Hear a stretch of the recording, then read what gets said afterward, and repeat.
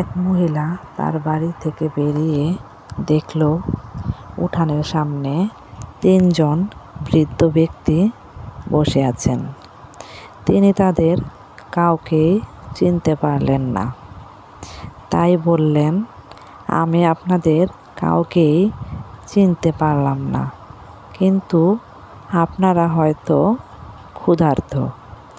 আপনারা ভেতরে আসুন, আমি আপনাদের খাওয়ার ব্যবস্থা করছি। তারা জিজ্ঞেস করলেন, বাড়ির কর্তা কি আছেন? মহিলা বললেন, না, তিনি বাহিরে গেছেন। তাহলে আমরা ভেতরে আসতে পারবো না।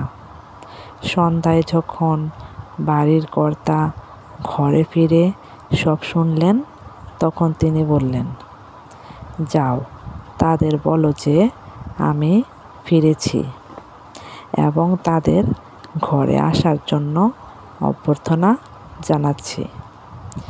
মহিলা বাহিরে গেলেন এবং তাদের ভেতরে আসতে বললেন, কিন্তু তারা বলল, আমরা এভাবে যেতে পারি না। মহিলা জিজ্ঞেস করলেন, কিন্তু কেন?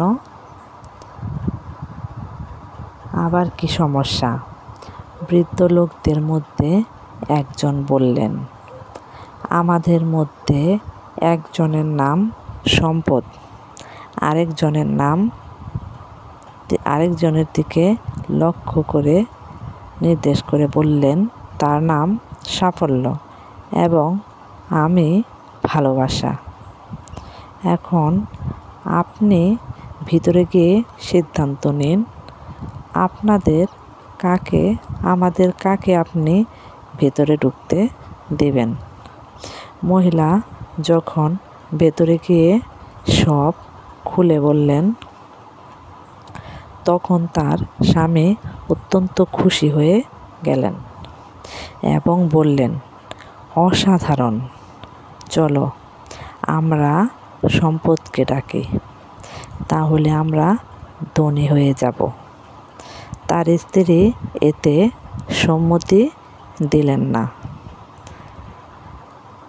না, আমার মনে হয় আমাদের সাফল্যকেই ডাকা উচিত। তাদের মেয়ে ঘরের অন্য প্রান্তে বসে সব শুনছিল।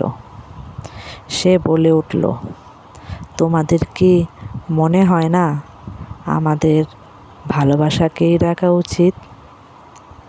তাহলে আমাদের ঘর ভালোবাসায় পূর্ণ হয়ে উঠবে। লোকটি বলল, ঠিক আছে, আমরা তাহলে আমাদের মেয়ের কথাই শুনব।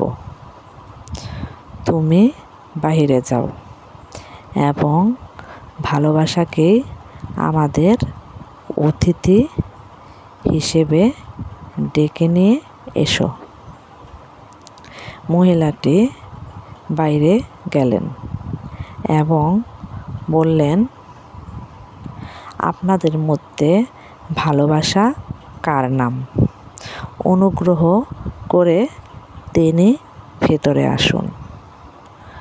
আপনি আমাদের অতিথি।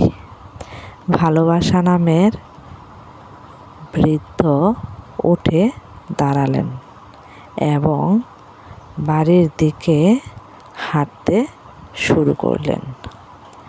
বাকি দুজনও উঠে দাঁড়ালেন এবং তাকে অনুসরণ করতে লাগলেন। মহিলাটি এতে ভীষণ অবাক হয়ে গেলেন এবং বললেন, আমি তো শুধু ভালোবাসা নামের বৃদ্ধকে ভিতরে আসার আমন্ত্রণ জানিয়েছি। আপনারা কেন তার সাথে আসছেন? বৃদ্ধ লোকেরা বলল, আপনি যদি সম্পদ আর সাফল্যকে আমন্ত্রণ করতেন, তবে আমাদের বাকি দুজন বাহিরে থাকতাম। কিন্তু আপনি যেহেতু ভালোবাসাকে আমন্ত্রণ করেছেন, জানিয়েছেন,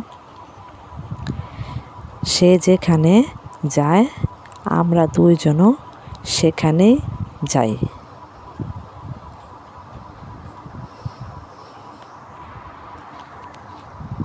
এটি ছিল একটি শিক্ষণীয় গল্প। এই ভালোবাসা এবং সাফল্য ও সম্পদ তিনটি রূপক হিসাবে ব্যবহৃত হয়েছে। এই গল্পটিতে শিক্ষণীয় বিষয় হচ্ছে, যেখানেই ভালোবাসা থাকে সেখানেই সম্পদ ও সাফল্য থাকে। তাই সবসময় সব কিছুতে ভালোবাসাকেই প্রাধান্য দেওয়া উচিত। তাহলে সম্পদ আর সাফল্য এমনিতেই আপনার কাছে ধরা দেবে। প্লিজ আমার চ্যানেলটাকে সাবস্ক্রাইব করে দিবেন। আর আমার গল্পগুলো যদি আপনাদের ভালো লেগে থাকে তাহলে প্লিজ একটা লাইক, কমেন্টস এবং শেয়ার করে দেবেন। ধন্যবাদ সবাই, ভালো থাকবেন। Thanks for watching. আল্লাহ হাফেজ।